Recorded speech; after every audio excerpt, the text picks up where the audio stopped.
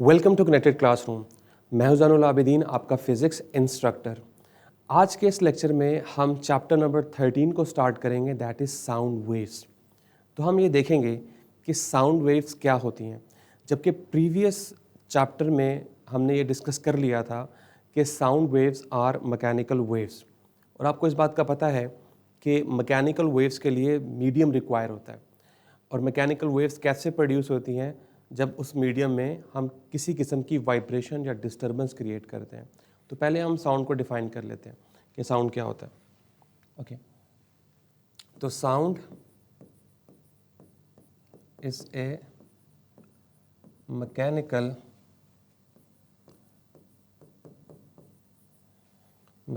Wave which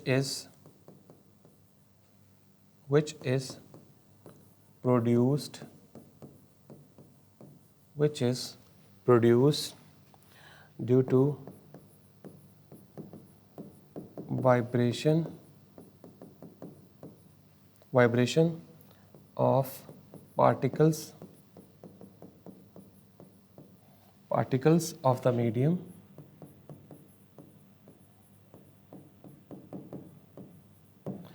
These vibrations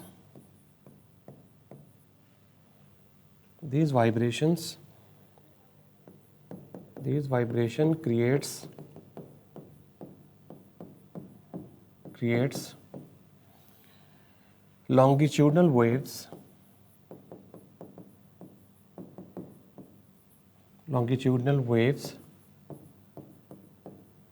in which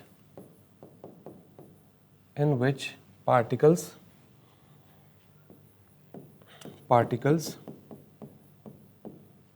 vibrate along the direction of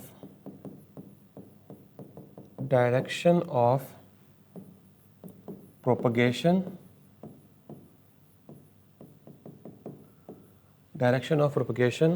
of waves causing compressions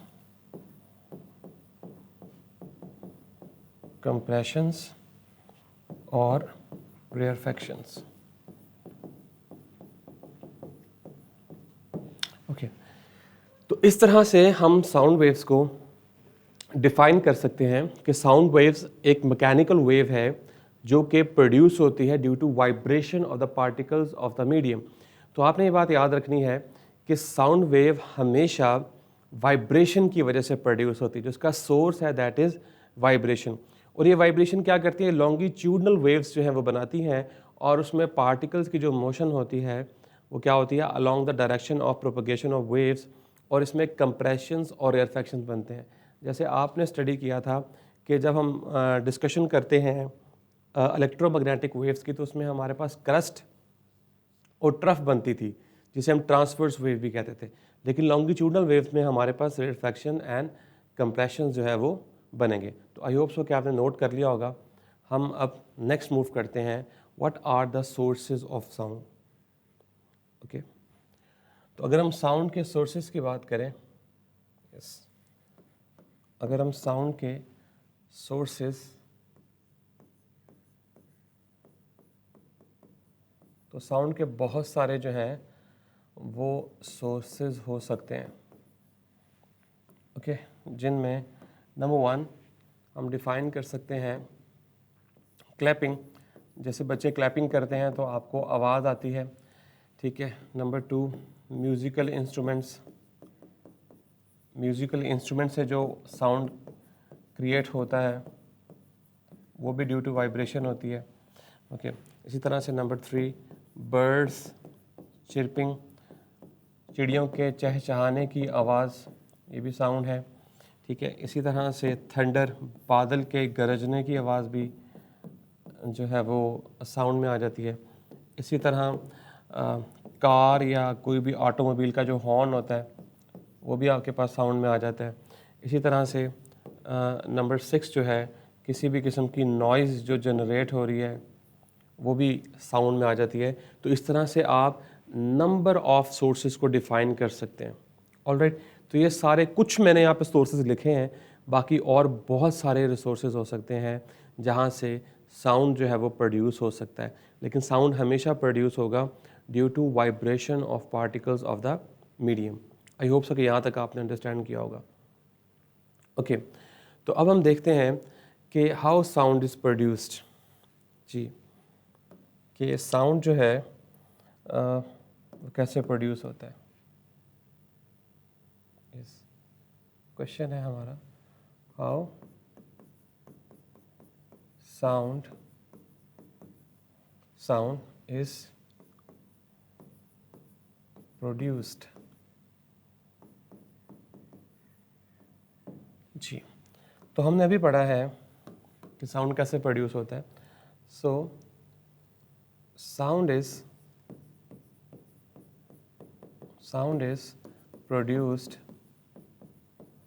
produced due to vibration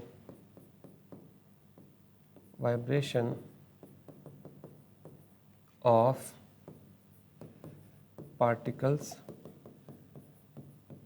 of the medium। तो sound हमेशा जो है वो medium के particles की वजह से प्रोड्यूस होता है, वाइब्रेशन की वजह से प्रोड्यूस होता है।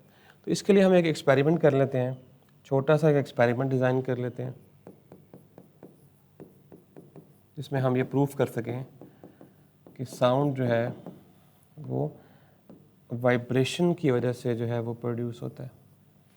ठीक है, एक्सपेरिमेंट में आप कंसीडर करें कि हमारे पास एक ग्लास है। ठीक है, हम साइड पे बना लेते हैं यहाँ पे। तो मेरे पास एक ग्लास है इस तरह से, ऐसे। ओके, और इस ग्लास में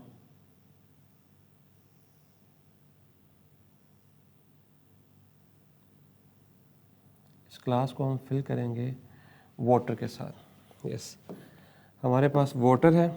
हमने क्या किया है कि इस ग्लास को इस वाटर के साथ फिल कर दिया इस तरह से। ओके, और दूसरी चीज़ हमारे पास है ट्यूनिंग फॉर्क। तो ये जो इस तरह की डिवाइस होती है जो हम यूज़ करते हैं लेबॉर्ट्रीज़ में साउंड प्रोड्यूस करने के लिए ऑफ स्पेसिफिक फ्रीक्वेंसीज, इनको हम क्या कहते हैं, ट्यूनिंग फॉर्क। ये जो आपको नज़र आ रही है इसको ट्यूनिंग फॉर्क कहा जाता है। और ट्यूनिंग फॉर्क जो है, ये जो इसके दो प्रॉन्ग्स नज़र आ रहे हैं तो इन्हें हम प्रॉन्ग्स कहते हैं, प्रॉन्ग्स। ठीक है, इसी तरह से ये हैंडल होता है इसका। और ट्यूनिंग फॉर्क जो है इसी तरह से ये ग्लास है हमारे पास। ये सारी कंस्ट्रक्शन लिख रहा हूँ मैं। इस ग्लास के अंदर हमने क्या रखा हुआ है, वाटर रखा हुआ है। और इसके साथ साथ हमें एक तीसरी चीज़ भी चाहिए जिसे हम कहते हैं काइंड ऑफ रबर पैड। ठीक है, तो मैं इसको यहाँ ड्रॉ कर लेता हूँ। इस तरह से मुझे रबर पैड भी चाहिए जिसके साथ मैंने ट्यूनिंग फॉर्क को क्या करना है, स्ट्राइक करना है, ताकि वो वाइब्रेट करना स्टार्ट करे और साउंड ऑफ स्पेसिफिक फ्रीक्वेंसी जो है वो जनरेट करना स्टार्ट करे। ठीक है, so this one is rubber pad. Okay, तो ये हमारी बेसिकली कंस्ट्रक्शन है जिसमें हमारे पास ग्लास ऑफ वाटर है, ट्यूनिंग फॉर्क है और रबर पैड है। ओके, तो अब हम क्या करेंगे, हम इसको डिफाइन करना स्टार्ट करते हैं। Number 1, take a glass full of water. आपने ग्लास लेना है जिसमें आपने पानी जो है वो पोर किया हुआ है। ओके, नाउ स्टेप नंबर 2, आपने क्या करना है, take a tuning fork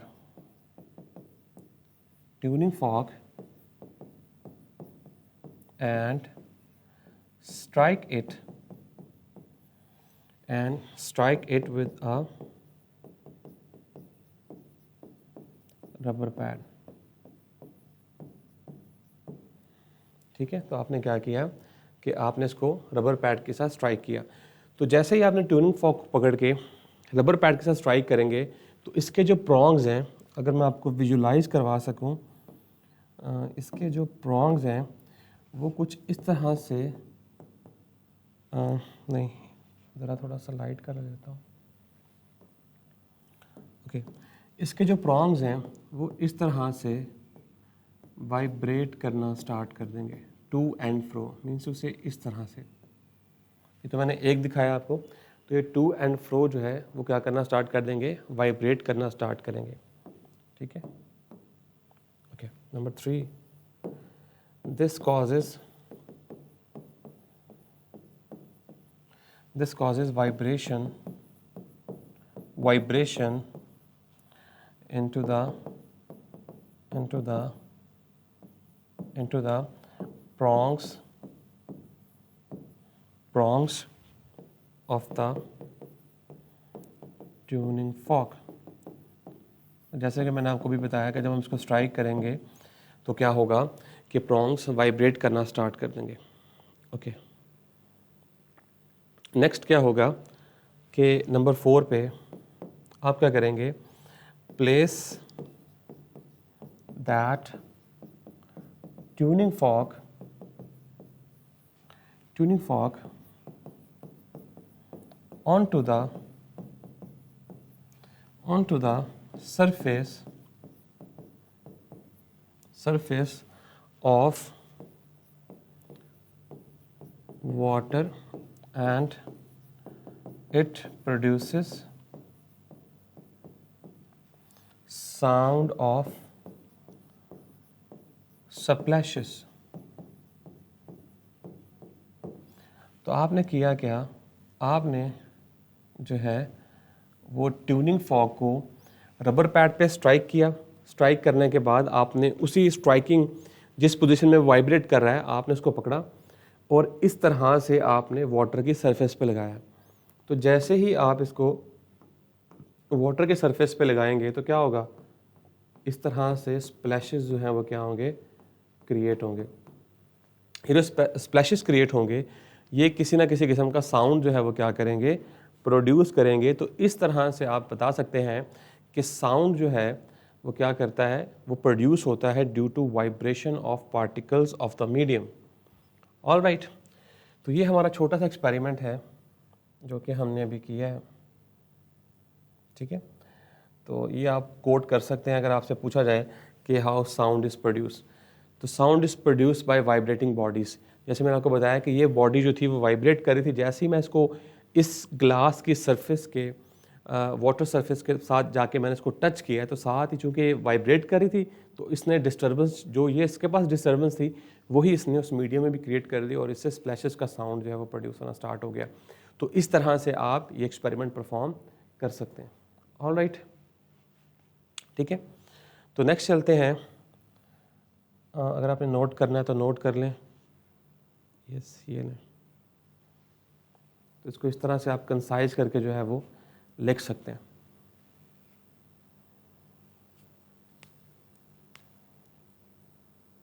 okay, next चलते हैं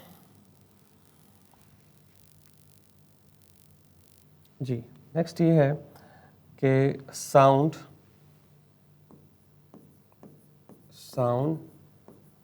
requires medium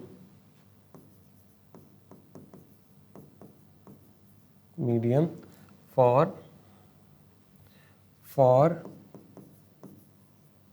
propagation।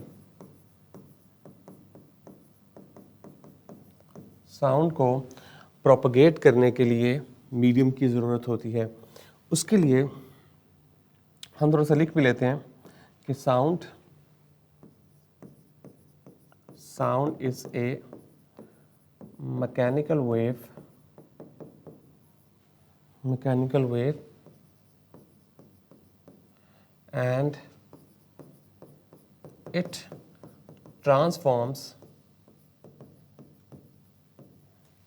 transforms energy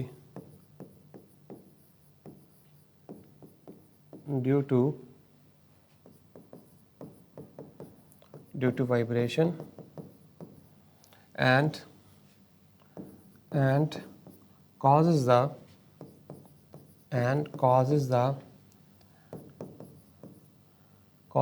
particles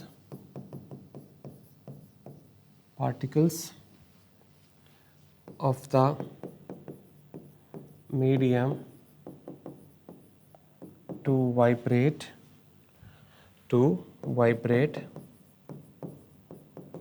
with which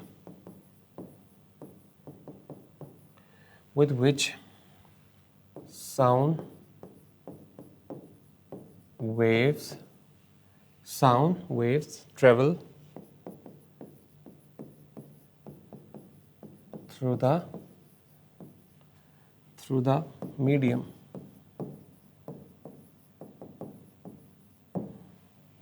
जी, होता ये है कि साउंड चूंकि मैकेनिकल वेव है, तो साउंड क्या करता है कि ये ट्रांसफॉर्म करता है एनर्जी को ड्यू टू वाइब्रेशन, यानी कि अपनी वाइब्रेशन की एनर्जी को ट्रांसफॉर्म करता है, और जो इसके इर्द गिर्द मटेरियल मौजूद होता है, मटेरियल मीडियम मौजूद होता है, उसमें ये वाइब्रेशन जो है वो प्रोड्यूस करता है, और इसके वजह से साउंड जो है वो उस मीडियम के थ्रू ईजिली क्या कर सकता है, ट्रैवल कर सकता है।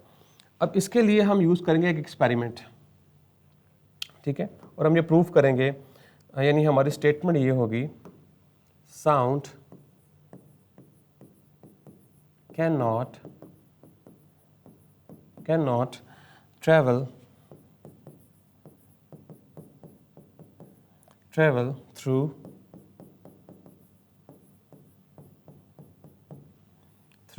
वैक्यूम। साउंड जो है वो वैक्यूम से ट्रैवल नहीं कर सकता। इसके लिए हम एक्सपेरिमेंट यूज़ करेंगे, दैट इज़, इसको हम कहते हैं bell and jar experiment. Bell and jar experiment जो है वो हम क्या करेंगे, यूज़ करेंगे। ओके, तो इसकी डायग्राम बना लेते हैं हम। फॉर एग्जांपल ये देखें, हमारे पास यस फर्स्ट करें कि इस तरह से हमारे पास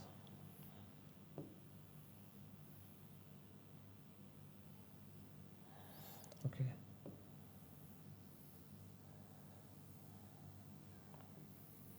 एक जार है,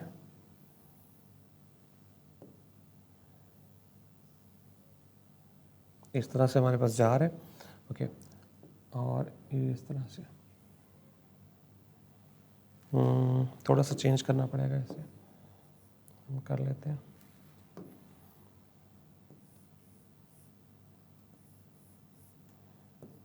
ये इसकी ओपनिंग है जार की, और ये एयर टाइट जार है, मीन्स टू से इसमें ना तो एयर इंटर हो सकती है और ना ही एयर जो है वो बाहर निकल सकती है।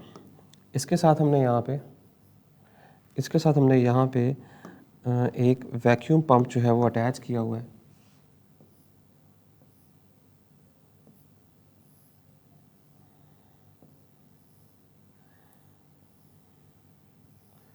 तो ये मेरे पास एक वैक्यूम पंप है, ठीक है, ओके, तो ये मेरे पास वैक्यूम पंप है। इसको थोड़ा सा हाईलाइट कर लेता हूँ ताकि विजिबिलिटी क्लियर हो जाए। ओके, तो नेक्स्ट जो है ये वैक्यूम पंप है। अच्छा, हमने क्या किया है कि इसको किसी कैप से जो है वो हमने क्या किया हुआ है, क्लोज किया हुआ है इस तरह से, और ठीक इसमें से दो वायर्स भी इंटर हो रही हैं कुछ इस तरह से।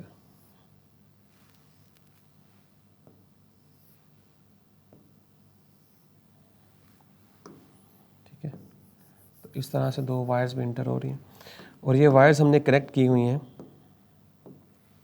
बेल के साथ। कुछ इस तरह से हमारे पास बेल का डायाफ्राम है जिसके साथ हमने कनेक्ट की हुई हैं, और साथ जो है वो मेरे पास किसी किस्म का इस तरह से वो हैमर है इसका, जिससे ये स्ट्राइक करेगा। ऑलराइट, और ये जो है मेरे पास इन दोनों को मैंने किसी एक्सटर्नल सप्लाई के साथ क्या किया हुआ है, अटैच किया हुआ है। ठीक है, तो ये मेरे पास बेसिकली आपके पास बेल एंड जार एक्सपेरिमेंट की कंस्ट्रक्शन कंप्लीट हो चुकी है। अब हम इसको लेबल कर लेते हैं। लेबलिंग में क्या आएगा? यस, सबसे पहले देखें कि ये जो है इसको हम कहते हैं कॉर्क, जिससे हमने इसको बंद किया हुआ है। और ये क्या है? एक्सटर्नल सप्लाई, जहाँ से हम करंट जो है वो क्या कर रहे हैं, प्रोवाइड कर रहे हैं। और ये क्या है मेरे पास? Vacuum pump. और वैक्यूम पंप का काम क्या होता है? हवा को बाहर निकालना। और ये मेरे पास जो है वो इलेक्ट्रिकल बेल है।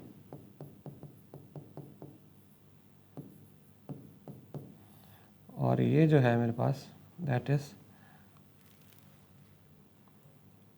Yes, this one is jar. Alright, तो ये मेरे पास bell and jar construction, bell and jar experiment की कंस्ट्रक्शन है। ओके, अब हमें लिखते हैं। ओके, पहला पॉइंट है, when we switch on the bell, we can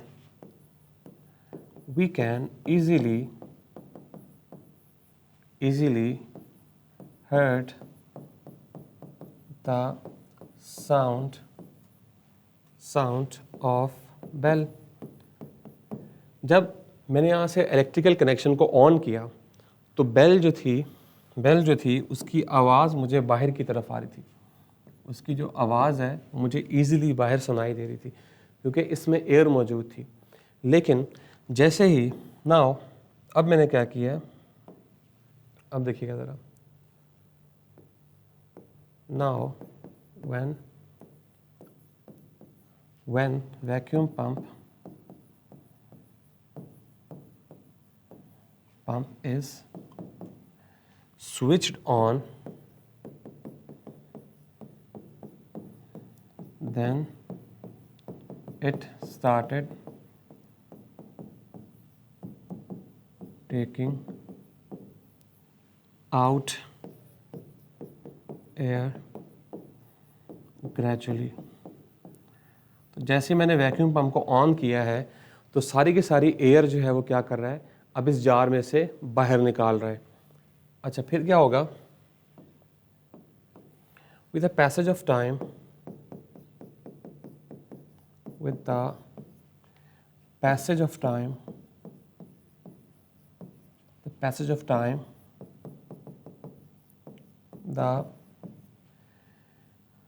the sound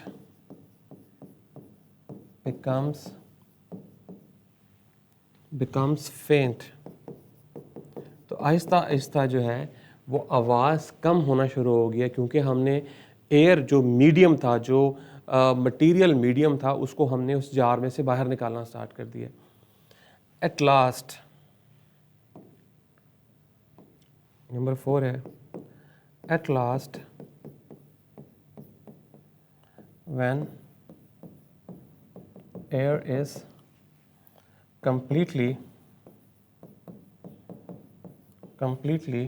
taken out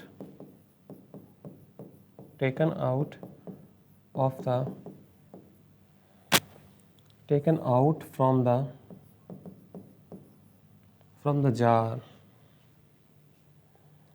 the jar, then sound becomes faint enough that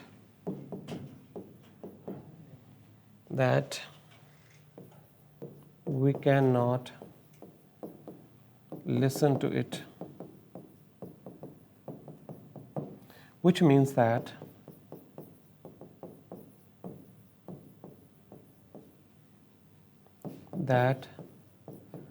sound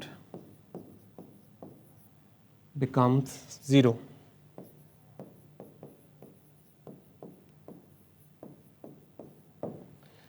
जी, तो हुआ ये है कि जैसे ही हमने वैक्यूम पंप के थ्रू एयर को बाहर निकाला है, तो एयर को बाहर निकालने की वजह से क्या हुआ है कि मीडियम अब ख़त्म हो चुका है, मीडियम इस जार में मौजूद नहीं है।